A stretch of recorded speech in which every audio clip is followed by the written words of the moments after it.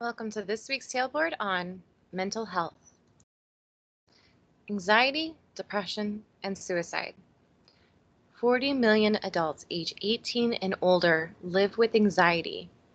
17.3 million adults had at least one major depressive episode in the year 2017. In 2019, 4.8 of adults reported having regular feelings of depression.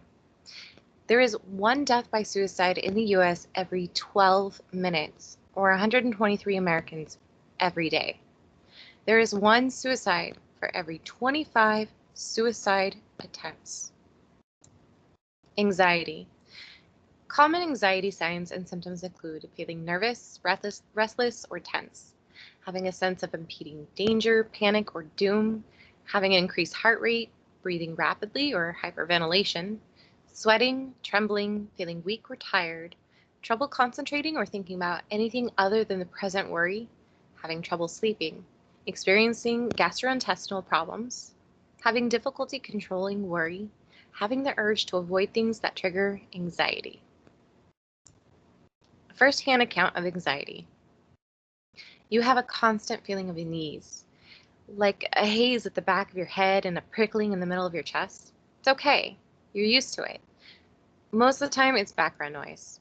Then suddenly, for some reason or no reason at all, the prickles in your chest get sharper and your head gets foggier. Your heart pounds faster as it tries to defend itself from impending danger, and your breathing becomes shallow as you desperately try to get air into your body and your brain.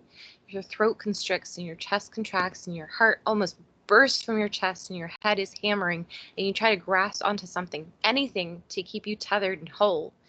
Your entire body is feeling everything and nothing all at once, and you just want to jump out of your skin, get away from this feeling, get it away from yourself, get back to yourself. Depression.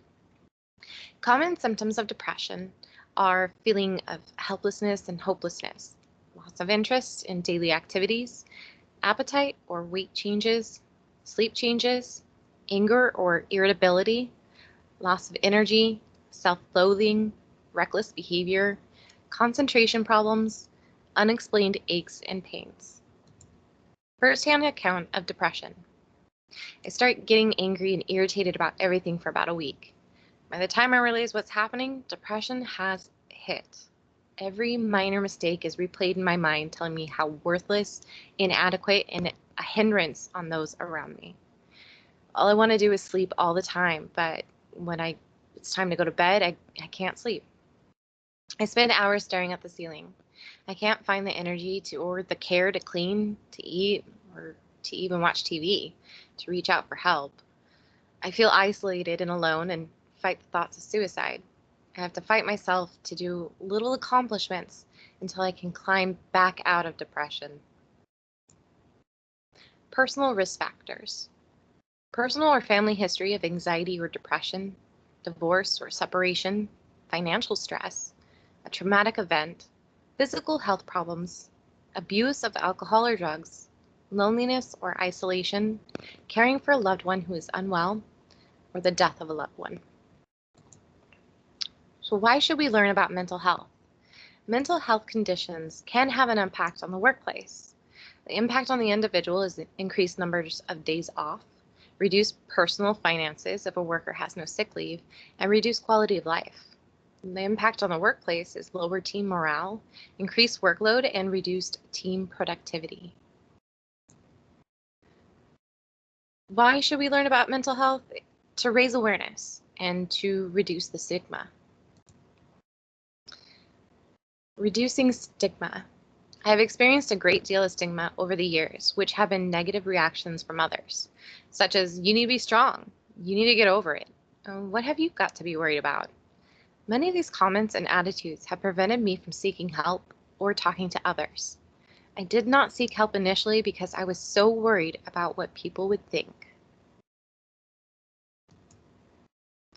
Why else should we learn about mental health? To know risk and protective factors in the workplace.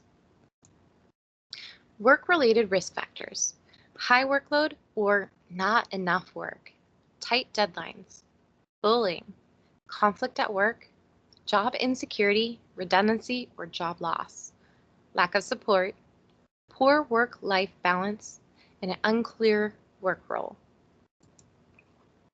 Work-related protective factors are effective mental health policies and programs, good leadership, strong team morale, involvement in decision-making, flexible working conditions, social activities, access to support at work, and effective training.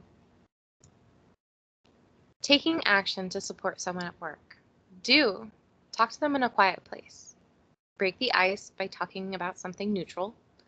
Listen without judgment. Encourage the person to take action. Don't ignore or avoid the person. Don't try to fix their problems. And don't talk about your own problems.